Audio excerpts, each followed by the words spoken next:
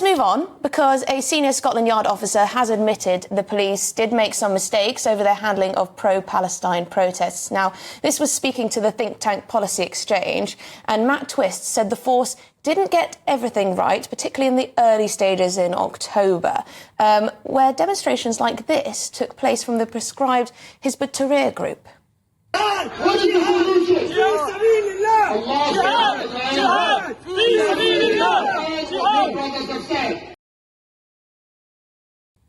Yeah, so that shocked many of you at the time, I remember, and much of the country, really, that was just allowed to take place on the streets of London, calling for jihad and the like. The Met do, however, strongly reject the existence of two-tier policing. But is there one? Ella, what do you make of this, these comments from this senior Scotland Yard officer that, yes, we got things wrong? Well, I mean, obviously they did. There has been for quite some time, not just in relation to the pro-Palestine marches, a two-tier policing, if that's what you want to call it. You know, think about comparing the way in which police handled lockdown skeptic protests during the COVID years. People being body slammed to the ground, and very, very severe kind of baton-wielding policing going on there, in relation to the sort of therapeutic light-touch handling of Just Stop Oil protesters, comparisons between, for example, Black Lives Matter protesters and other groups, or even, going way back to the Brexit years, the difference between the way in which the large-scale Remain protests were handled versus the sort of a couple of the Brexit gatherings that I went to in Parliament Square. People could feel the difference. So this has been a problem for quite some time. The problem I have with these recent announcements from the Met is that rather than saying, admitting that there's a level of sort of, I suppose maybe political discrimination going on here, that the solution is just to crack down on all fronts. So, Twist is cited as saying the decision to not immediately arrest demonstrators shouting jihad was an issue. Now, if you look at the clip that we just saw, where there is obviously an organised bunch of people who are calling for action, that was using the word jihad as a call to action with placards of knives and things like that. That to me seems a pretty obvious case of speech crossing over into incitement to violence and would be a police matter. But you also had people holding placards that said jihad, or, for example, the two women who had, to me, an odious display of anti-Semitism, the pictures of the paragliders sellotaped to their lapels. Overt support for Hamas. Yeah, but and that I don't think is a police matter, despite it being morally, politically disgusting. It's a matter of free speech. Even if you have to balance the rights of, say, Jewish people who will feel uncomfortable. I mean, spoken to many people who have felt this way, that they can't really go into central London on a Saturday. Surely, I mean, other countries have dealt with this differently, and perhaps France came down too heavy, I don't know. They appeared to just ban them from happening. But if you've got to balance the rights of people, don't you? And if Jewish people are feeling so uncomfortable, and I won't say all Jewish people, there were some Jewish people on these marches, but I imagine not many. No, it's very evident that large sections of these marches are overtly anti-Semitic. And if I was a Jewish person, you don't have to imagine what it'd be like to a Jewish person. A lot of it's very intimidating. But you still have the placards. The question is, when you have a political issue of anti-Semitism, a moral issue of anti-Semitism, whose job is it to deal with it when it's in the realm of speech? For me, it's not the police's job. And the problem with Scotland Yard's approach is either to have been sort of hang back, or even actually, as we remember, accosting Jewish people who were coming. There was that one case of a man who was, saying that he was the problem. I know people from the group, Our Fight, who are pro-Israeli, anti-Hamas, fundamentally, who have been manhandled rather than the pro-Palestine marches. But the issue is, rather than just the solution to this being a blanket ban or a blanket crackdown, the police need to be present and proper where they need to be when it crosses into violence, and when it's in the realm of free speech, back off. Is Ella being too liberal here?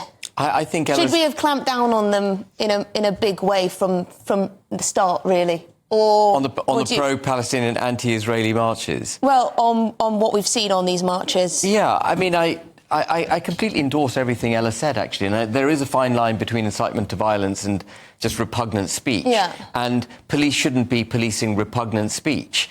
But they did police it. On the same day that they were allowing the Palestinians to do whatever the pro-Palestinian marches were doing, they clamped down on what they called right-wing football thugs who were singing England Forever, which I find actually a perfectly encouraging, satisfactory sentiment. England Forever. Why is that somehow right-wing? Anyone with a St George's flag gets targeted. And I think it's just easier for the police. I think they find it incredibly difficult, perhaps. Speaking to a former police officer earlier today, find it very difficult to differentiate between what is hate speech when it refers to foreign conflicts and what is beyond the pale when it refers to things like jihad and all of that. But you can hit your own as hard as you like. But it's easier when it's... Hit those who we know best, because they're one of us, so we can just target them. I don't know. I just want to say one thing. These are political decisions that are not for the police. Absolutely. And I just want to make that point. But they have to sometimes, the police... The criminal justice system, not just the police, is now politicised. We know it because we saw Starmer directing the entire criminal justice system against those who rioted. And I'm not forgiving the riots, just before anyone condemns me on social media for saying so. But Starmer, as the Prime Minister of this country, got up, he castigated everyone as far right. He couldn't possibly know the political disposition of all those people who were rioting, who, in my view, were more likely to be Labour voters than they were, fascist voters, is the way that he was categorising them. And he directed the entire criminal justice system to nail them. And Ben, I sense when he's talking about issues on the continent and that Europe are facing, he's far more comfortable talking about the threat of the far right than he would ever be about talking about the threat of Islamism taking hold in Europe. So I think that's just... Sorry, I'm going to have to cut you off. OK. Ella spoke too long. Now, we're going to move down under, actually, because the Australian government is planning to ban social media accounts for teens up to the age of 14. Now, they haven't actually decided exactly what age limit they want to put, but 14 is about what they're looking for. So they're saying enough is enough. Too much harm is being caused to young people by using things like TikTok, Snapchat, Instagram, Facebook and the like. So we're hearing quite a lot of murmurs from our own government and from our own politicians about this sort of thing, clamping down on social media, how bad it is for children, etc., etc. So should the United Kingdom follow suit? Ben? So, before answering the question, just to be sure, we're not conflating this with a general clampdown on social media, because I'm just completely... Just children. We're going to stick to that. Yeah, stick to that. For that, I am completely in favour. There is masses of evidence that social media is damaging to children, and I could see it in my own children when they were playing on their iPhones in a very benign way, without any of the having to put up with the vitriol and the sort of hate that permeates social media.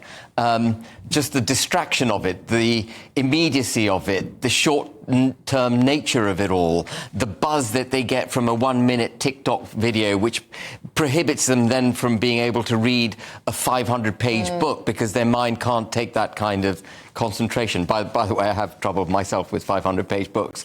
But I think people do now, yeah, because of that very reason. Yeah, and even I'm kind of hooked on it. So I'm completely in favour of, if you can protect children from alcohol, smoking, sex before a certain age, not serving in the armed forces, not voting and so on, I think it's absolutely right that you should protect them from social media. Ella, strong case from Ben? No? I completely disagree, not because I think that social media is a great thing for a 13-year-old to be getting up to, but because it's what this message sends about parental authority, which is that it's the state's job to parent your child rather than the parent's job. And the reason why that is a problem is because I think social media can be damaging if your child is spending a lot of time looking at weird or age-inappropriate stuff. It also, agree with Ben, the sort of drive for likes and all the rest of it is, a 13-year-old doesn't have the same amount of self-restraint as a 33-year-old's self-restraint. So that all is negative.